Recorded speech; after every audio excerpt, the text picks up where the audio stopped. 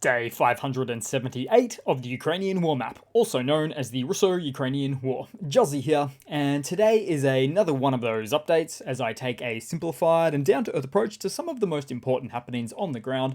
So starting off, we'll take a look at those Russian losses, as currently Russia sits on more than 275,000 military personnel losses, which represents an additional 390 losses in the past 24 hours. But more on that later, which will give additional credence to those KIA numbers. Then as for hardware losses, 7 tanks, 2 APVs, and a genuinely whopping 23 artillery and 1 anti-aircraft warfare system. And so the targeting of Russian air defense systems, of which has been quite key to some recent Ukrainian successes. Meanwhile, Russia continues to shoot at strategically insignificant energy infrastructure and grain silo targets. But as for Ukraine taking out air defense systems, this now leads me to the map and illustrate exactly the outcomes from Ukraine actually targeting worthy Russian military elements. Because what a weekend it was. With Ukraine successfully hitting the Black Sea Fleet headquarters in Sevastopol. And realistically, high-value targets like these should be among the most heavily defended in Russian-occupied Crimea, which, because of this, may thus indicate the helplessness of the Russian army against Storm Shadows, Scalp-EGs, soon to be at ATACMS, also the Ukrainian indigenously developed Neptune missiles. Oh, and I haven't even mentioned the swarms of cheap long-range Ukrainian aerial drones, not to mention their naval counterparts as well. And this destroyed HQ target certainly is making for an absolutely massive blow for the Russian forces, both in terms of morale and even the chain of command. As it was also reported that Admiral Viktor Sokolov of the commander of the Russian Black Sea Fleet as being one of those eliminated in this attack. And taking out an admiral is no small feat, making for some pretty unassistive implications that reverberate throughout the entire Russian army, the whole military now. And then, of course, the initial response from Russia was, well, as it always is, really, as they immediately denied it and stated that all Ukrainian missiles were neutralized. But I've got to say, it's just getting ridiculously obvious at this point that local authorities are flat out ordered to deny everything instantly and advised to make it look like some kind of air defense success instead. But a tactic like this leads itself to zero credibility. Why even bother? Russia would really be better off not making any initial comments whatsoever. Then also, there was a few videos and photos of locals in the region supporting this latest development. For instance, here we have one such photo of a local with a note in front of the explosion which reads, "Crimea is Ukraine." And we've seen a lot of this type of sentiment over time, particularly in Crimea. Then, after this event, but still about 24 hours ago, Russia was not given a breather as Crimea was struck again, this time in Inkremen, where the oil depot of the Black Sea Fleet of the Russian Federation is located. Then we'll head across on the map to a location with a good number of updates right now, so the Orikiv axis. So we'll zoom in right there for this one. As Ukraine has broken through the Russian defensive lines and entered Verbova. In fact, the grey zone has been significantly expanded along the whole front now.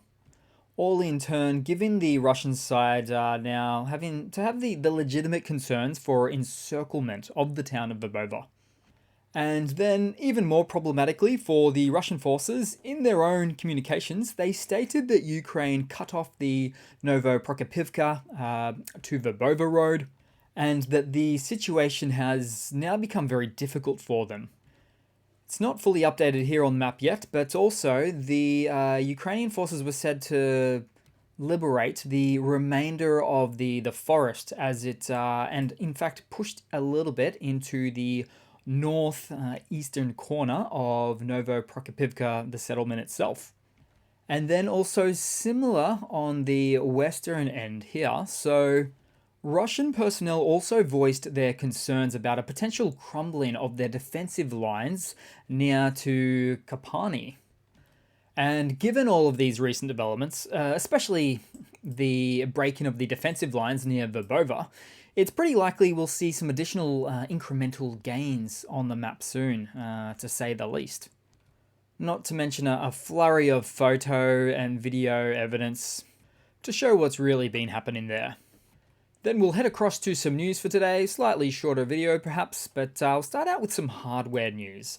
So obviously the big news in recent days has been how the US has decided to provide the ATACMS missiles to Ukraine. And just prior to this announcement, the US actually said, not now but later, but then updated their position to confirm the sending of these MGM-140 ATACMS maneuvering missiles. And the implications for this type of delivery?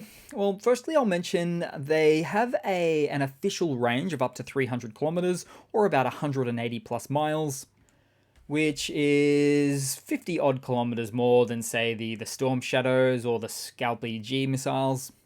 And the ATACMS also have a decent warhead size and a terminal velocity of roughly Mach 3, or 3 times the speed of sound.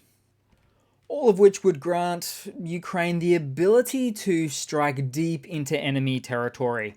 We're talking more HQs, more logistical hubs, and more Russian large ammunition depot build-ups far away from the front lines, making it especially valuable for combating Russia's air defenses and hitting strategically important targets. Now, ATACMS alone will not radically change the course of the conflict, although it's significantly enhancing Ukraine's long-range strike capabilities, contributing to a more diverse and effective arsenal of Ukraine's defense efforts. And as for the Crimean Bridge, well, yeah, it has the range. The ATACMS has the range and capability to target, although I suspect it will be used alongside other Ukrainian aerial attack platforms when the timing is just right to put the bridge out of action. And in many ways, the ATACMS could be considered a gap fill for Ukraine, as it assists in the partially replacing the lower volume of Storm Shadows available, and also as a gap fill as Ukraine gives Ukraine some time to expand or ramp up its home-built drone capability. Then in some other news, regular Russian civilians are expected to have a record tariff increase on gas in an attempt to fill the lost revenue gaps from state-owned energy giant Gazprom due to its largely sanctioned inability to supply natural gas to Europe now. So we're talking roughly a 10% increase next year, followed by another 10% increase the following year. And all of this comes not long after Russia imposed a temporary petroleum export ban recently in order to attempt to stabilize the local market. So in the end, here we have is some more and more pronounced examples of economic sanctions taking their toll on all aspects of Russian society. Then moving across to another Russian military mobilization blunder segment, similar to the other recent news stories, but not the same. So the Ministry of Labor in Russia has made a formal request for 230,000 certificates intended for the families of deceased combat veterans, and an additional 750,000 certificates likely requested for wounded combat veterans themselves. And the main reason for all of these requests? Well, benefits and entitlements for the Russian families of the lost or wounded. And at this point, this is just one of many sources now that continues to put on display more and more how deep into this mess that Putin and the Russian MOD has gotten themselves into, which over time will reach a tipping point in Russian society, making it impossible for the general population, the public, to not realize how devastating this war, or special military operation, has become for their society. You cannot hide it forever. Then in the lighter side of things segment, so Ukraine's latest weapon, biologically modified battle puppies. And as you can see there, it's with a member of the AFU's Kraken unit. And I've got to say, the joke is often made about Ukrainian deployed bioweapons, as Russia on occasion has liked to falsely accuse Ukraine of using them.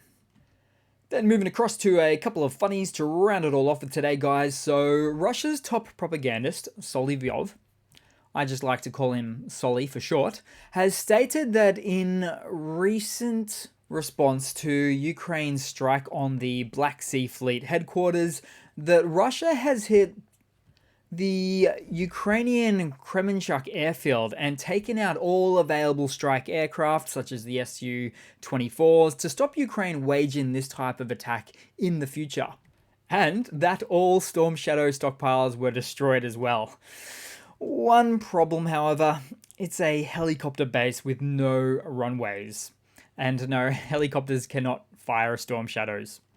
Oh, but even more than that, there was no evidence to back up this claim either.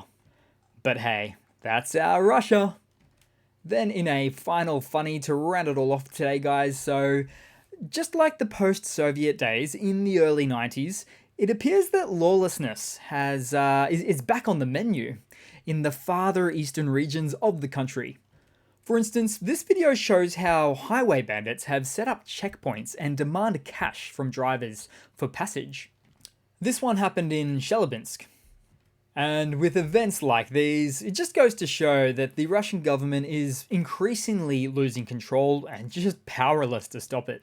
So that will be it for today, guys. Thanks for watching. Please continue to like and comment. Really helps always boost out the channel.